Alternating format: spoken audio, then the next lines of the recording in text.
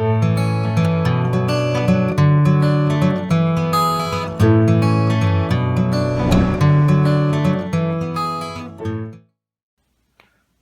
up, guys? I'm super excited because I finally got my spoiler in the mail. If you can hear from my voice, I am absolutely sick. I sound insanely weird, at least to myself. It's not like so bad, but it just sounds kind of weird to my own ear. As you guys can see, I blocked out my address because since I'm sick, I don't want anyone to come to my house and try to bring me soup and or try to kill me. So I'm gonna have it blocked for today, just in case. I know most of you probably bring me something nice, or maybe mail me something nice in the mail. I know a lot of people do that for like certain YouTubers, but I don't know why. If anything, we need to be mailing stuff out to you guys for watching our videos, so it's really appreciated. I'm not worried about anyone knowing my address, but you know, just to be safe from all the haters or something, I'm not sure. Anyway, I'm going to be opening up this bad boy. I'm super torn between whether I want to play Kaguya or Dark Alice, and I'm really hoping that this spoiler kind of gives me some set of direction. I don't know if I pull like, let's say like a stealth card, I'll just play Kaguya, and if I pull like a shadow, it's kind of hard to say which one I'd play because I want to play Shadow Kaguya. So it's like there's more options to hit that would lean towards Kaguya, but like if I hit like the Black Cat Regalia or something, I'm definitely playing Dark Alice. So I put a little piece of tape here because the other video I did with mine and my girlfriend's, I kind of just threw the envelope away. I think I saved one of them, but it looked a little damaged because of me crossing out the address originally. So I have a piece of tape this time so I can still kind of just peel that off and have it look really nice. The quality of the envelope is really nice as well. I think they did a great job on kind of the presentation. So I'm going to pop it open. I know I also heard that Matt Cosmore actually put up a picture where I think he's either the creator or just the CEO. I'm pretty sure it's the creator, but it's EG. He signs each one of these all by himself. Okay, I think my plan to open them safely didn't work, so I might have to just keep the front safe and do whatever for the rest of it. Something is foil inside. I think that's just Cheshire Cat. Let me, oh, there's a little first print symbol, so it has to be a new card, unless they're weird Cheshires are also first print. But sorry guys, it's the cold, I swear, my mind's not working. So like the anticipation's killing me. This is I swear I'm not doing this on purpose or anything to build hype. I'm legit like dying over here. Okay, so the card I got was Sane Hatter, and it's an Italian Cheshire Cat, which is full art, which is pretty cool because I actually have a lot of Italian cards. Putting the Cheshire aside because we already know it comes with that sometimes.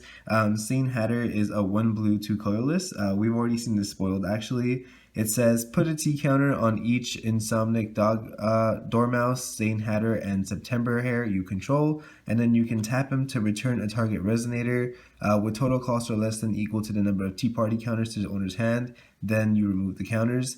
Of course, this is intended to be used with Alice Valk, seeing as how the counters wouldn't be removed because they're fairy tales, and she can search the missing combo pieces.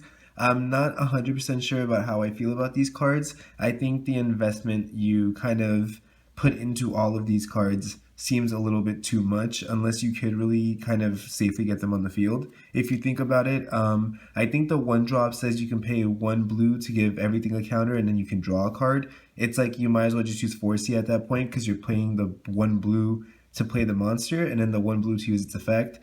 This card of course takes, it would cost 3 to summon it and then another 1 to gain a counter. Then you could immediately bounce back a level 1 and excuse me, sorry about my voice, guys. But yeah, you can bounce back at least a level 1, and then of course that would accumulate. But in the same argument, you could just summon Swordsman of the Full Moon, which would just be a 4 cost, which is essentially what this would be anyway, and you would bounce back any Resonator to your opponent's hand, and then you would get a 9/9 with flying. So I'm not too sure about how I feel about all these blue cards. It is too early to say, of course, because sometimes these cards don't sound good in theory, but in testing they kind of play really well on the field. There's been a lot of situations where I thought a card was going to be good or a card was going to be bad, and it's been the complete opposite, so we'll just have to kind of wait and see.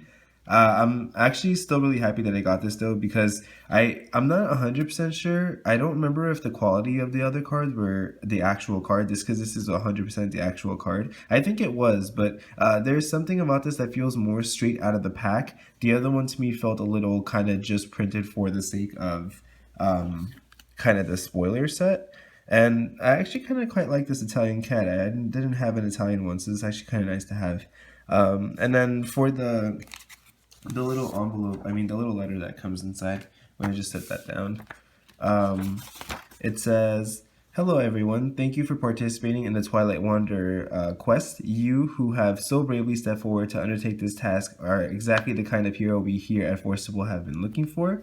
We are nearly at the end of this journey and entrust this final bit to you. Please share the hashtag The Twilight Wanderer with this card number, of course, on your social media. Thanks all for your hard work. Good job, everyone." And as you can see, it's literally signed by him, which is, I think, incredible. It shows just how much the company cares about their players, which I think is extremely important, because that just goes into more showing that they're going to continuously kind of hear out if there's any problems or not with how much I actually want to talk about that for a sec before ending the video. A lot of people coming new to Forcible don't know this, but when we had our first kind of meta, it was very Abdul heavy, and enters were kind of a very big problem because Abdul was just a little too strong to be able to stop it.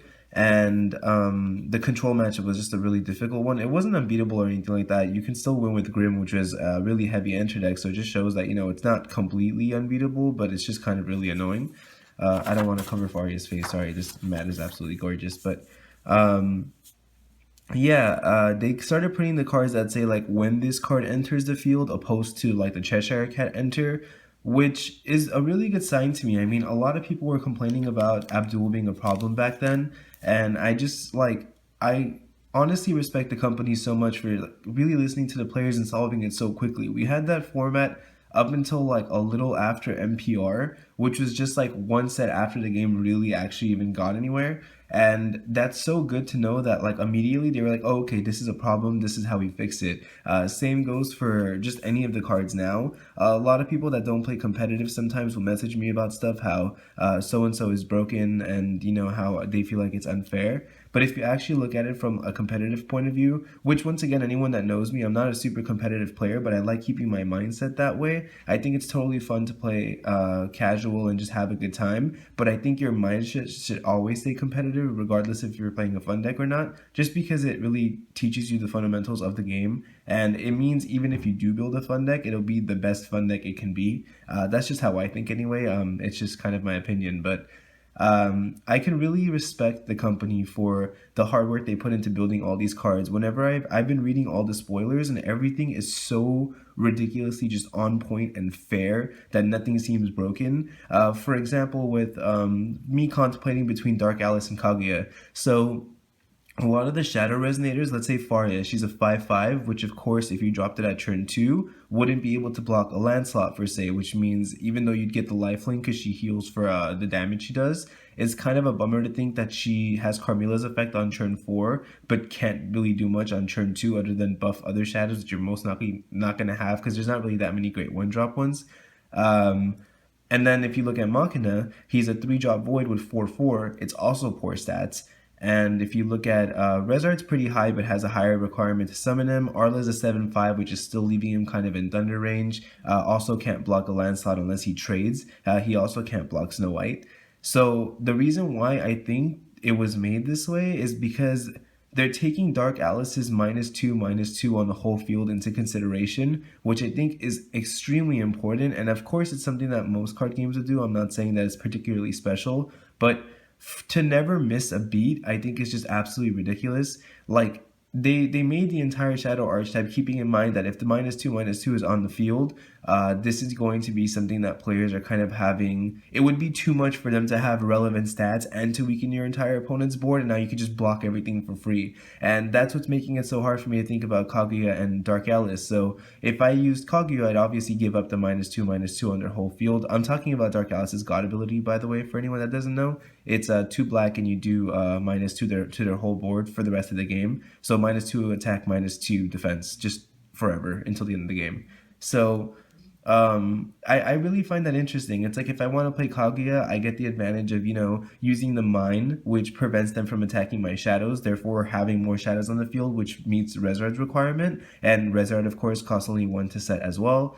and then but you have poor stats the whole time, so you're going to be taking a lot of damage unless you can mitigate that somehow. Maybe that's where Faria's heal would come through. I'm not 100% sure yet. I'll probably make a deck profile for the deck after I actually put it together, but I just really want people to kind of understand from someone who's been playing this game since its release in February here and in the States, I mean, and just as like kind of a bystander at watching people post spoilers and stuff. I think the little stuff like this, the signing, the actual thing for every single one, the fact that they really listen to their players and stuff just shows truly how kind of a good path the company's trying to walk. I mean, even the little video that was posted yesterday, EG is the guy in the video, and he was showing the new metallic rare, which is absolutely like beautiful. Well, they call it an uber rare, but it just looks like metallic to me. So, or ghost rare, kind of like in Yu-Gi-Oh. So I don't know if I'll end up calling it uber rare. That word was super played out recently, so I kind of just don't like using it for some reason.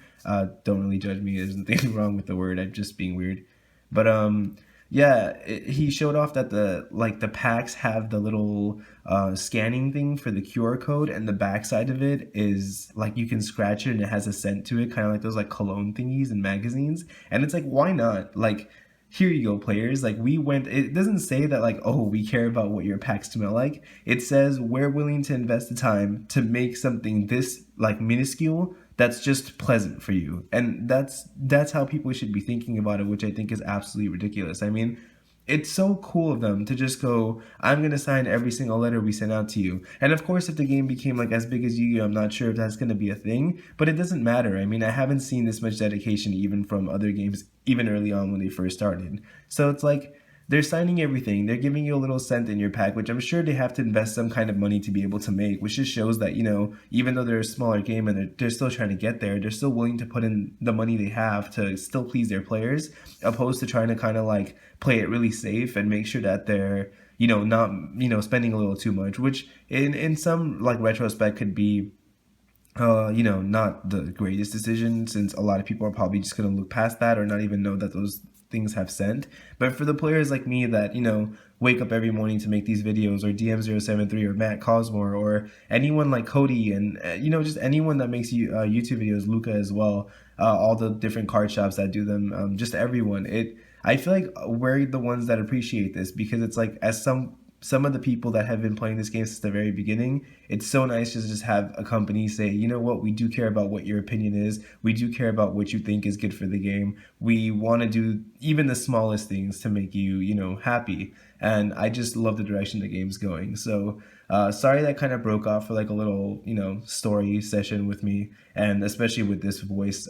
So hopefully I didn't ramble on for too long. But these are my spoilers. I'm extremely happy with still getting this in the mail. Maybe my girlfriends will come in too. And it'd be cool if I could do like a feature video with her, but she's really busy because she works mornings and I work nights.